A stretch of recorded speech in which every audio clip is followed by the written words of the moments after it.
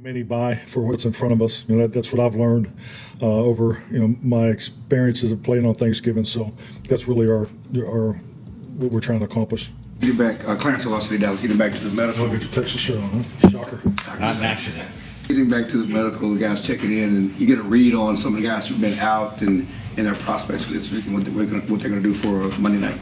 Okay, who do you want to talk about? D-Law, Diggs, Martin. Yeah, I think the biggest thing is Wednesday will be an abbreviated practice, something you have to be really conscientious of when they are on a break, just to come back into probably about a 65% practice. So those guys, will probably do a little bit of that.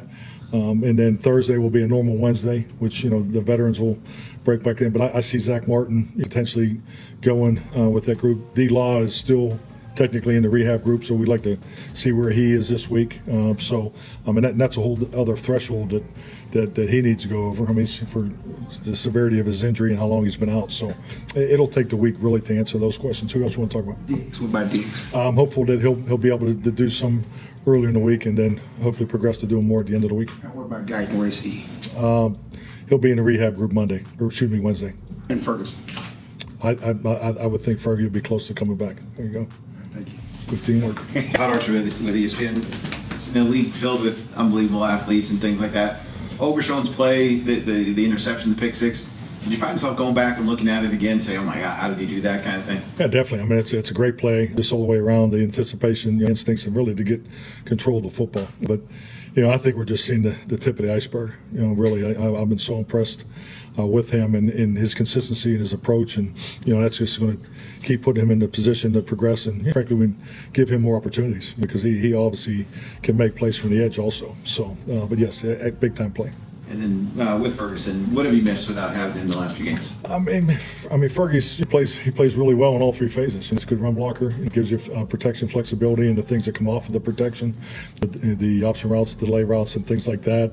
And he's done damage in the passing game. So just really his consistency in all three areas. But I am happy with the young guys. Both Luke and Brev have done a really nice job. So, and I think that really helps us moving forward. And I'm just, in a big picture, is really hopeful that all the opportunities these young players have been given, that it'll definitely benefit us here down the stretch. John Machado with The Athletic. With the wide receivers, just two in particular, Brandon Cooks, Jonathan Mingo, coming out of that last game. What was your evaluation of those two? Just frankly, it's great to get them back involved. Number one, I think the biggest thing that I'm worried about is, how we're using them. Because I think it's like anything in a game of football. The more plays you have, the more tendencies you have. The more personnel substitutions you have, the more tendencies you have. So we just got to make sure we're rolling these guys through, that we're not telegraphing, what's next because of who's in the game. But I thought both those guys did a nice job of playing to their opportunities that they were given last week. Calvin Watkins, Dallas Morning News. Yeah, talked about the turnover ratio. It's not to your liking, but it seems as if during this win streak, you are getting the turnovers. Your thoughts about what the defense is doing? Yeah, I love it. We're +4 the last 2 weeks, and obviously had turnovers also, or takeaways also in the Houston game. So, we got to keep that 0 on the board as far as taking care of the football, as far as the giveaways. That's very important, something we've been emphasizing more than ever, and definitely we'll need it this week against Cincinnati. But we need to continue to build off of what we've done. It's just like anything else. It's the more takeaways you get is really clearly is based off putting yourself in position. So we're putting ourselves in better position, proper angles, gang tackling, second guy in, all the key coaching points to the takeaway opportunities. So I think our guys have done a really nice job recognizing that and really getting it to game time, which is where it really matters. It's a tough position to grade for a lot of people, but like Mozzie, are you seeing that progression that you've been looking for?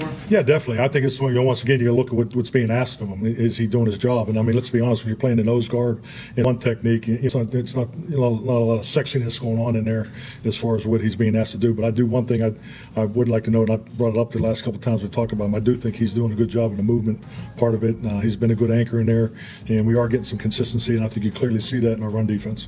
Scholar. Snyder Nixon with the AP. You mentioned tip of the iceberg with Overshown. What do you see with where he is, considering he did lose his rookie year? Well, I think just like anything, if you'd have seen him in here working out every day during that period of time, there was just such a level of consistency with that whole group, frankly. So he did grow, whether he realized it or not. So I think just like any player that comes into the league, there are things you just have to go through in your first year. Unfortunately, his was a major injury, but in the second year, things come a lot easier to you. The expectation of what every day brings is easier, and he's been a very mature, consistent player in person for us, and I think it's really showing up on game day. But yeah, I think his experience the first year was tough, but he did have a chance to go through everything once.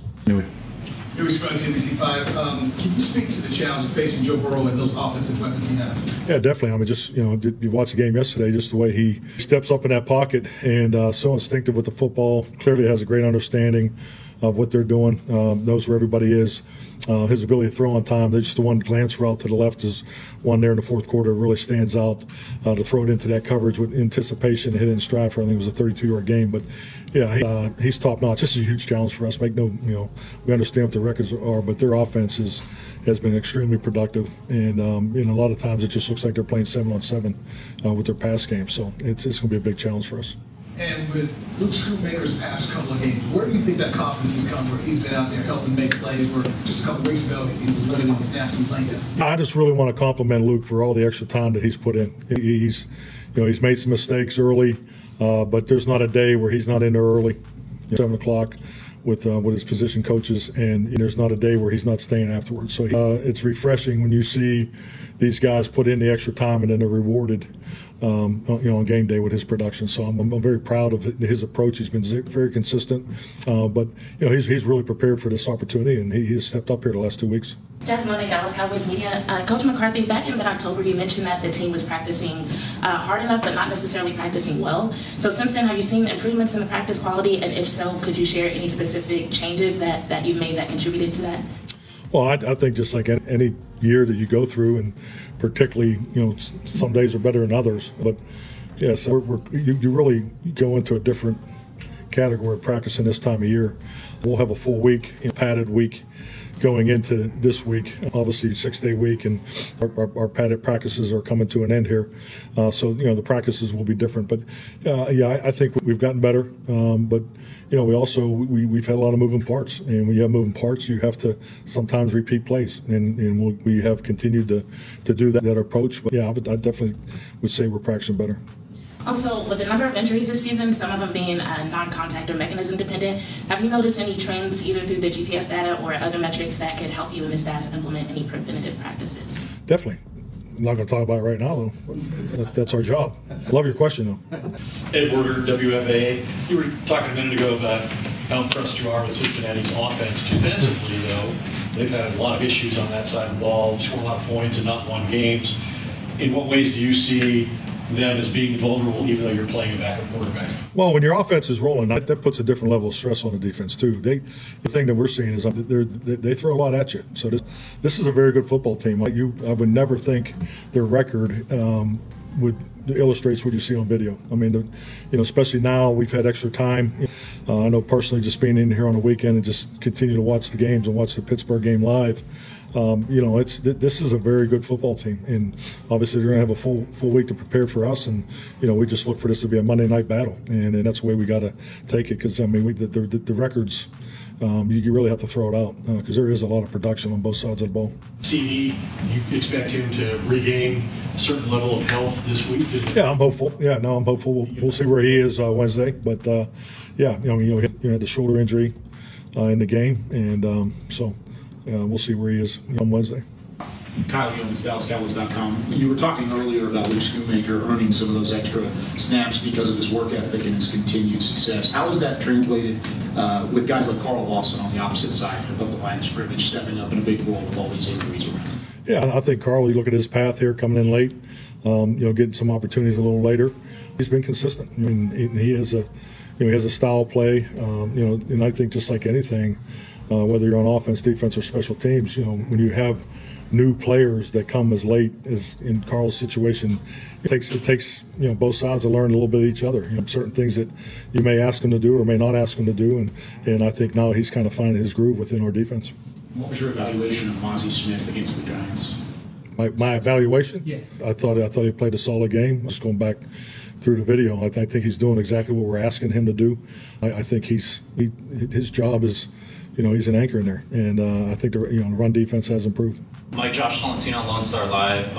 Going back to Brandon Cooks, it seemed like after his touchdown, so many teammates were, joyful and happy for him in the locker room. Jalen Tolbert described him as a coach. So I guess given the injury and just kind of what he went through, how would you describe like his steadiness, not only his rehab, but just providing a voice as the oldest guy in that room? Yeah, he's a big part of our football team. He's definitely someone that the players, the locker room really looks to. Just a high quality individual. Everywhere he's worked, his reputation has followed him. It was great to have him back on every front. He's one of the key members on our leadership council. So I was in here today, doing the extra. So he's just the ultimate pro. Micah talked last week or so about Zimmer challenging him to be a better leader and do some things differently. Certainly his presence, what he does on the field has been noted, but can you talk about what you see from Micah coming back? Did he learn some things while he was out? How has he been a better leader? I would say, just the biggest thing is getting back into regularity. I think you got to remember, Micah, and it's going to be the same with D-Law and all these. Brandon's another example. These guys go through these injuries. Just when they come back and go return to play, they don't just jump right back in and pick up where they left off. It's just not practical. So I think you're seeing that both on the field and off the field with Micah, which has been very consistent with the other guys too. So just getting out there and a connection in practice is the reason why you practice, and the reason why you practice a certain way. So I just think the biggest thing is you get back into more of a consistency, more of a flow that you kind of lose when you're injured. So I think that's the biggest thing, having him back in there and being a constant, and that's important for all of our guys. His attitude of not giving up and we're going to make somebody, is that infectious? That him come in with that energy and Yeah, no, I mean, definitely. I always appreciate that and appreciate his words. I think it's a good illustration of what the belief is. Hey there, Cowboys Nation. This season has been one for the books, just not in the way we hoped. But don't worry, because today we're looking ahead to brighter days. Stick with me as we uncover how the struggles of this season are setting up the Dallas Cowboys for a powerful comeback in 2025. Before we dive in, make sure you're subscribed to Cowboys News TV and have that notification bell enabled. Your support helps us grow and keeps you up to date with every game, every play, and every breaking story. Let's hit that goal of 12,000 subscribers together. Join the team. Okay, I know what you're thinking. Another lost season? Seriously? But hang in there. Let's rewind to 2020 for a moment, a season that felt just as painful as this one. Back then, we lost Dak Prescott to a devastating ankle injury, and the defense? A total mess. Sounds familiar, right?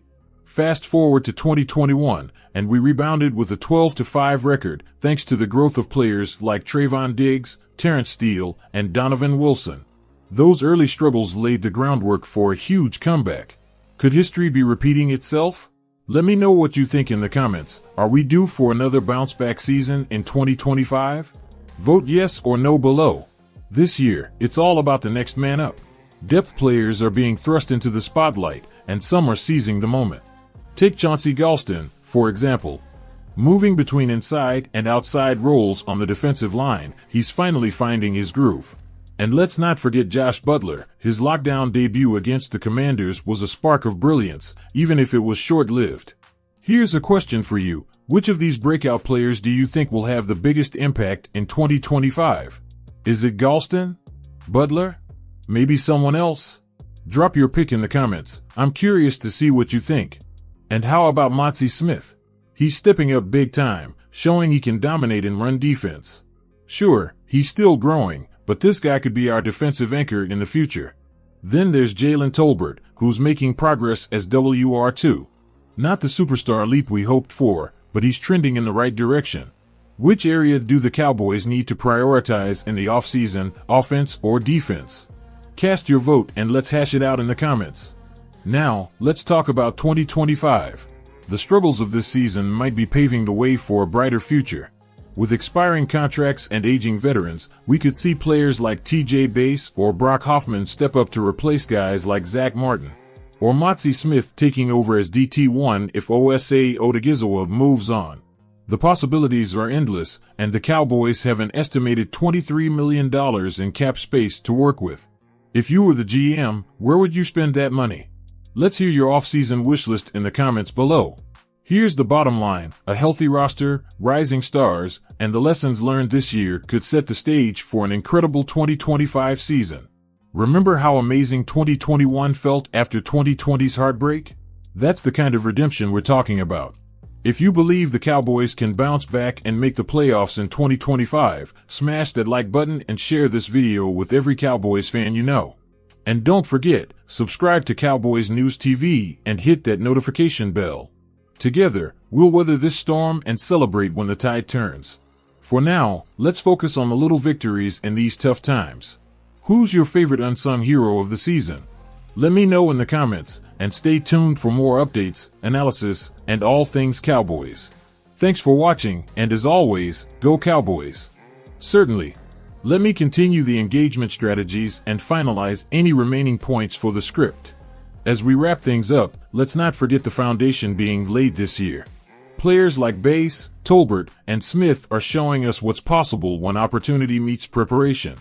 These are the future stars who could lead the Cowboys back to glory in 2025. Here's something to think about. Which player from this season do you think will make the biggest leap next year? Will it be Tolbert stepping into a WR1 role? Or maybe Bass becoming a key piece of our offensive line? Drop your thoughts in the comments. I'll be reading every one. And hey, Cowboys Nation, this season may feel tough, but remember, every storm runs out of rain. The struggles of 2024 could be the spark that ignites our next playoff run. We've seen it happen before, and we're setting the stage for it to happen again. Don't miss out on any of the action. Subscribe to Cowboys News TV if you haven't already. Hit that notification bell so you're the first to know about every trade rumor, injury update, and post-game breakdown. Your subscription helps us reach our goal of 12,000 subscribers, and we can't do it without you. So, what are your predictions for 2025? Will the Cowboys reclaim their spot as NFC East champions? Or is there more work to do before we reach the promised land? Let me know in the comments and keep the conversation going. Thanks for being part of the Cowboys News TV family. Together, we'll ride through the lows and celebrate the highs. Until next time, stay loyal, stay hopeful, and as always, go Cowboys.